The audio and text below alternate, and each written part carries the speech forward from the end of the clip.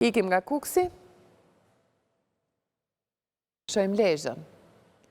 21.6% pjesëmarrja në Lezhë, 75 kutia numëruar, janë 225 gjithsej, janë 19.262 vota të numëruara. Partia Socialiste 24.5% fituese deri tani, pra me rezultatin para prak, totali i votave të numëruara apo të marra për Partinë Socialiste 8.568, diaspora ka votuar për Partinë Socialiste 164 pra votat diasporës, 4 mandate janë për Lezhën nga Partia Socialiste, 3 Partia Demokratike Aleanca për Shqipërinë Madhështore, apo 23.7%.